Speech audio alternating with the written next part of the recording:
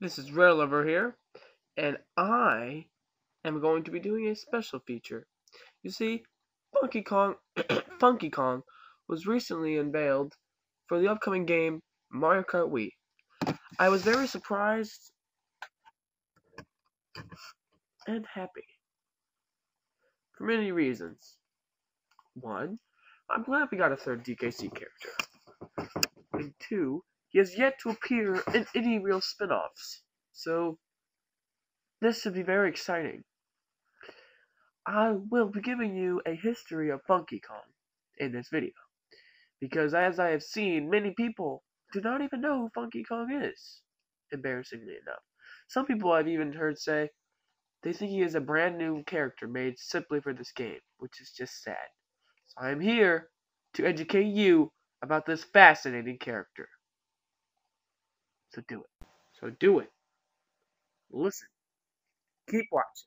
Well, actually, it's more just listening, but I guess I'm going to have some images. Just keep watching. You're going to be learning some cool stuff. You're going to get more educated about Nintendo or Mario Kart or whatever. So, Funky Kong's first appearance was in the very popular Super Nintendo game Donkey Kong Country, released in 1994 by Rare. In this game, he provided you with a barrel plane. I don't know the exact name. I'm a hardcore DK fan, so don't attack me. It's just not that common. And in this, you could use this to fly around and go to different worlds, and because of that, go to different levels. He was one of the 3 or 4 Kong characters that were just there just to help you and navigate along your adventure. His second appearance was in Donkey Kong Country 2, where he did a similar role, only on a different island, and for, instead of DK and Diddy, Diddy and Dixie. His third appearance was in Donkey Kong Land 2, where he pretty much just did the same thing, and they just made him just portable, so that, because they needed someone to be able to transport through the lands. His fourth appearance was Donkey Kong Country 3.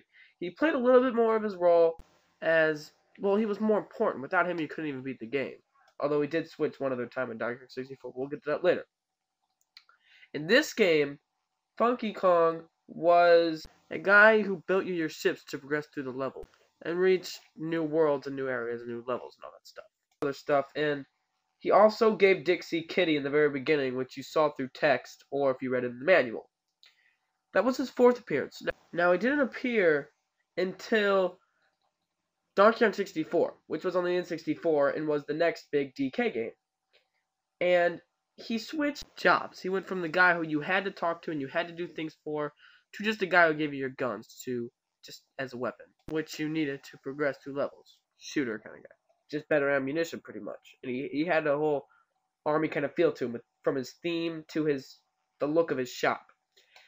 And he, again, was sort of a helper kind of Kong that just appeared in the levels. And this was his last appearance with Rare, because he wouldn't appear again until DK King of Swing, which was significantly later. And in this appearance, he didn't do much at all. He kind of jumped up and cheered in the ending cutscene with a bunch of other Kongs who didn't even appear anywhere else. And he was one of the 4 starting unlockable characters for multiplayer. Now, other than that, he didn't really do anything. So after that, he wouldn't appear until its sequel, DK Jungle Climber, where he pretty much did the exact same thing. He just stood around during a cutscene and was one of the only 4 characters for multiplayer.